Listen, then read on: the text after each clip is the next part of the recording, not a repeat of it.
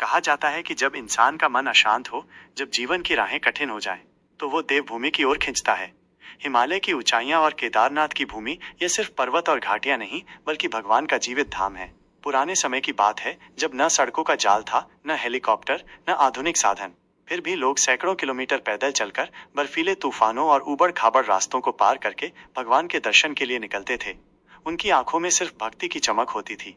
पांव छिल जाते, शरीर थक जाता, लेकिन हृदय हल्का होता, क्योंकि वो यात्रा केवल भगवान के लिए होती थी। हर कदम पर भजन गूंजते, हर मोड़ पर नाम स्मरण होता, और इसीलिए उस समय प्रकृति भी उनके साथ सहचर बनकर चलती थी। न कोई प्रलय, न आपदा, सब कुछ संतुलन और शांति से भरा रहता। लेकिन समय बदला।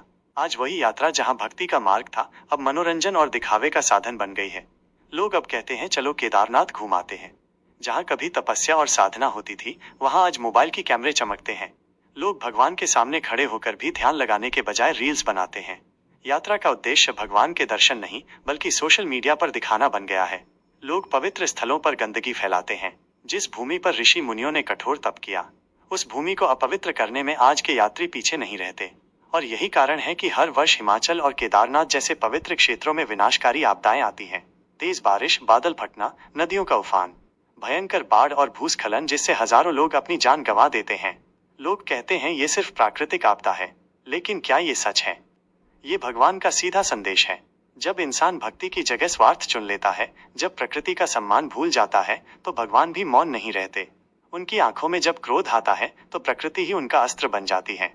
पहाड़ ढहते हैं, नदियां मार्ग बदल लेती हैं, और अचानक ऐसा प्रलय आता है कि लोग समझ ही नहीं पाते कि ये हुआ कैसे। ये कोई संयोग नहीं है, ये संकेत है कि देवभूमि अपवित्र हो चुकी है और भगवान इसे सहन नहीं करेंगे। अब सवाल है, क्या हम इस विनाश को रोक सकते हैं? क्या भगवान की कृपा फिर से हमें मिल सकती है? बिल्कुल मिल सकती है, लेकिन इसके लिए हमें बदलना होगा। यात्रा को पिकनिक मत बनाइए, यात्रा को केवल भक्ति का माध्यम बनाइए। जब हिमालय जाएं, तो वहां भगवान का ध्यान करें, प्रकृति को नष्ट न करें, गंदगी फैलाने की बजाय सफाई करें, देवभूमि को देवभूमि की तरह ही माने। याद रखिए, भगवान को दिखावे की भक्ति नहीं चाहिए, उन्हें चाहिए सच्चा विश्वास, निर्मल हृदय और निष्काम श्रद्धा। यदि हम ऐसा कर पाएं, तो हिमालय की चोटियां फिर से शांति का संदेश देंगी, नदियां फिर से कल कल बहेंगी बिना विनाश के, और भगवान की कृपा दृष्टि एक बार फिर हम सब पर बनी रहेगी। हर हर महादेव।